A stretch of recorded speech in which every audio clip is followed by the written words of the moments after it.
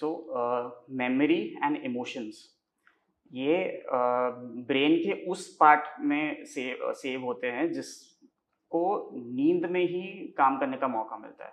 Memory जो है, अगर हम देखें, ब्रेन में एक पार्ट होता है जिसको हम बोलते हैं हिप्पोकैम्पस।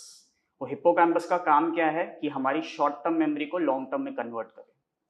बट ये काम कब होता है? रात में, जब हम सो रहे हो। अब दिन भर में देखिए, आप कंटिन्यूअसली कुछ ना कुछ ऑब्जर्वेशन चल रहा है, हर चीज़ आपकी मेमोरी में जा रही है।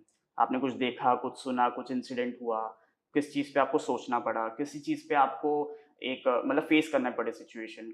अब उसका हर मेमोरी हमारे एक शॉर्ट टर्म मेमोरी में सेव होता है। अगर वो शॉर्ट टर्म मेमोरी में जैसे सेव हो गया है, if we let it stay for some time, तो वो हमें थोड़ा बहुत याद रहेगा। बट अगर हमारा एक मेमोरी आया, फिर दूसरा मेमोरी आया, पहला भूल, हमने ध्यान नहीं दिया, तो वो निकल जाएगा। ठीक है। बट फॉर एग्जाम्पल, एक स्टूडेंट है, उसने पूरा दिन पढ़ाई की, उसने पूरा रिवाइज किया, तो उसने टाइम भी दिया और रिवाइज भी किया, तो हमारी मेमोरी में वो थोड़े समय तक रहता है। अब इसको हमको लॉन्ग टर्म मेमोरी में कन्वर्ट करना है, and that is when sleep comes into picture. क्योंकि जब आपने पूरा दिन पढ़ाई किया है और आप रात को जब सोने जाते हो, तब ये कन्वर्जन होता है। क्योंकि फुल डे आपने रिपीट किया है वो चीज़, आपको चाहिए वो निकल ना जाए, तो ब्रेन बोलता है ठीक है, मैं अपने हिप्पोकैम्पस में डाल देता हूँ, तो वो लॉन्ग टर्म तक याद रहेगा।